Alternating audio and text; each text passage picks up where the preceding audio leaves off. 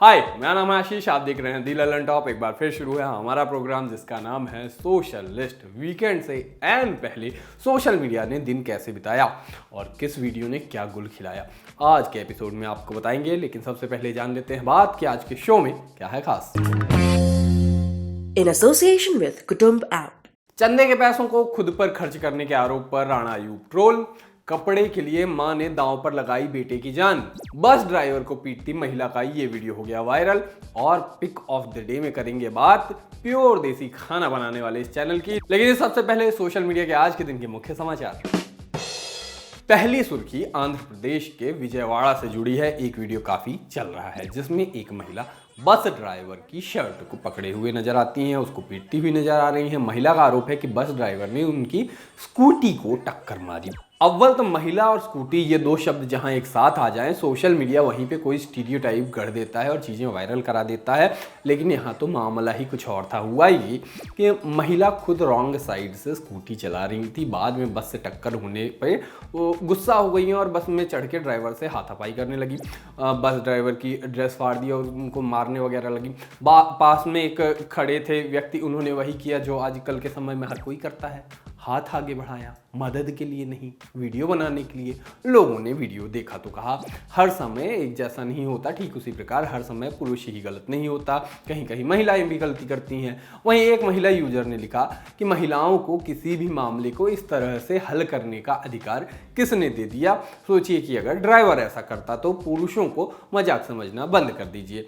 IPS अधिकारी दीपांशु काबरा ने मामले पे अपना रिएक्शन दिया। रिएक्शन देते हुए उन्होंने लिखा कि महिला द्वारा ड्राइवर से मारपीट करना बिल्कुल गलत है, निंदनीय है। किसी को कानून हाथ में लेने का कोई हक नहीं है। खबर के मुताबिक बस ड्राइवर मुसलैया की शिकायत के आधार पर सूर्य राव पेट पुलिस ने मामला दर्ज करके महिला को अरेस्ट भी कर लिया है। दूसरी सुर्खी आई है चिली से, भाई लैंड करा दे 100-200 ले वाला और मेरा पति बहुत बुरा है वाले वायरल पैराग्लाइडिंग वीडियोज के बाद अब बारी है एक नई वीडियो की। लेकिन इसको देख के आप हंसेंगे नहीं बल्कि डर जाएंगे। एक महिला को पैराग्लाइडिंग के इंस्ट्रक्शन देते हुए इंस्ट्रक्टर खुद और उसकी जान दोनों हवा में लटक गए। मामला चिली के विजकाचस जियो पार्क का है। विजकाचस ये इसका नाम है, थोड़ा चिली के हिसाब से।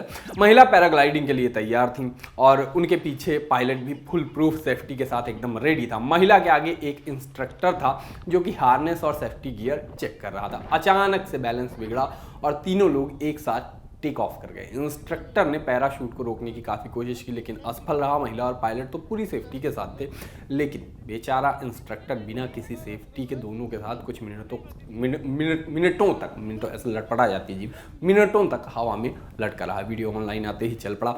मामला सामने आने पर चिली के DGAC ने मामले में जांच के आदेश दे दिए हैं। आज के शो में बहुत से वीडियो महिलाओं के, बड़ी महिलाओं की आज बात कर रहे हैं हम। तीसरी सुर्खी जुड़ी है हरियाणा के फरीदाबाद से। फिर से एक महिला की बात दिल को कंपा देने वाला वीडियो सामने आया है। वीडियो देख के हर किसी की सांसें साड़ी के फॉल जैसे अटक गई हैं। वीडियो में एक मां ने अपने बेटे को साड़ी से बांधकर 10वें फ्लोर से नीचे 9वें फ्लोर पे लटका दिया और फिर उसको वापस 10वें फ्लोर पे खींच भी लिया।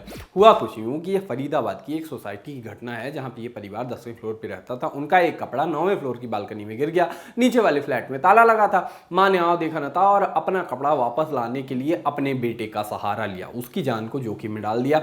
उसने कुछ साड़ियों की मदद से बेटे को 10वें फ्लोर से लटका के 9वें फ्लोर पर भेजा, ठीक बालकनी से, और फिर वापस खींचा। एकदम खतरों का खिलाड़ी या कहिए कि कपड़ों का खिलाड़ी बना दिया। जब तक लड़का नीचे से ऊपर गया लोगों की सांसें भी ऊपर से नीचे होती रही। गनीमत ये रही कि इस दौरान कोई हादसा नहीं हुआ। अब हमारे मन में तो यही 3 सवाल हैं। पहला ये कि जो कपड़ा गिरा था वो कितना ही कीमती रहा होगा कि बच्चे की जान ऐसे डाल दी सांसत में। दूसरा, जिस साड़ी से बेटे को लटकाया वो किस ब्रांड की थी, मजबूत थी, उसको टिका ले गई। और तीसरा, कोई बेटा इतना आज्ञाकारी कैसे हो सकता है। लास्ट टाइम इतना आज्ञाकारी हमने अगर किसी को देखा तो कक्षा 3 की हिंदी क्लास में, हिंदी किताब में वो गुरु भक्त अरुणी थे, बस वही थे इतने आज्ञाकारी। लेकिन कुछ भी हो, वीडियो भले ही कैसा भी अंत में निकला हो, बच्चा बच गया हो, लेकिन था बहुत खतरनाक, मतलब क्राइम है ये तो। चलिए अब आगे बढ़ते हैं, बात करते हैं आज के दिन के और बड़े ट्रेंड्स की। शुक्रवार को पत्रकार राणा अयूब की सोशल मीडिया पर काफी चर्चा हुई। वजह उनकी कोई नई किताब नहीं बल्कि एक विवाद बना। राणा अयूब पर आरोप लगा है कि उन्होंने चंदे के रूप में मिली राशि का इस्तेमाल निजी तौर पर कर लिया और इसके चलते प्रवर्तन निदेशालय वही ईडी ने उनके 1.77 करोड़ रुपए से अधिक की राशि कुर्क कर ली है। इंजीनियरिंग के स्टूडेंट्स बड़े खुश हो सकते हैं कि ईडी से अब सिर्फ इंजीनियरिंग वाले परेशान नहीं हैं। जिनको पता है उनको पता है, जिनको नहीं पता है उनको नहीं बताना है। वैसे जिनको पता है उनको ये बता दें कि मेरी तो मर्सी अटेम्प्ट में निकली थी ईडी। खैर, इस मामले के चलते ट्विटर पर #राणा अयूब और #राणा अयूब चोर है जैसे हैशटैग चले। लोगों ने इन पर तरह तरह की बातें की। किसी ने राणा का समर्थन किया तो किसी ने उनको ट्रोल किया। एक यूजर ने आरोप की शक्ल में लिखा कि विदेशी पैसे लेकर पत्रकारिता के नाम पर देश में अफवाह और नफरत फैलाने वाली राणा अयूब धर ली गई हैं। 1.77 करोड़ रुपए ईडी ने किए अटैच। एक अन्य यूजर ने लिखा कि भाई देख, लड़कियां सिर्फ दिल ही नहीं चुराती, यकीन ना हो तो अयूब राणा को देख लो। काफी छिछला कर दिया लड़कियों से जोड़ के इनने। खैर, तीसरे शख्स ने लिखा कि इनके इतने करोड़ रुपए की संपत्ति जब्त होने के बाद एक बात समझ में आती है कि ऐसे लोग जो लगातार मोदी जी पर हमला करते रहते हैं, उनका असली दर्द क्या है। इनको एजेंडा चलाने के नाम पर मोटी रकम मिलती है, जिससे ये ऐशो आराम की जिंदगी जीते हैं और उनकी इस कमाई पर धक्का लग रहा है। वहीं एक यूजर ने राणा के सपोर्ट में लिखा कि देश में पत्रकारों को परेशान करने का सिलसिला जारी है। मामले को लेकर फेसबुक पर भी काफी हलचल हुई। एक यूजर ने लिखा कि राणा अयूब पेशेवर तथा कथित पत्रकार भारत और हिंदुओं को बदनाम करने के लिए विदेशी अखबारों में पेड लेख लिखती हैं, डोनेशन अकाउंट से पैसे निकालकर अपने रिश्तेदारों को भेजे। ईडी ने गरीब मुसलमानों के नाम पर लिए अवैध 1.77 करोड़ रुपए सील किए हैं। एक अन्य यूजर ने लिखा कि ये मोहतरमा है राणा अयूब, गाजियाबाद निवासी ये पत्रकार महोदया किसी वक्त तहलका नाम की पत्रिका में तरुण तेजपाल की सहायिका थी। कल ईडी ने इनके घर छापेमारी में 1.77 करोड़ बरामद किए, जो इन्होंने कोरोना क्राइसिस में लठमारी करके कमाए थे।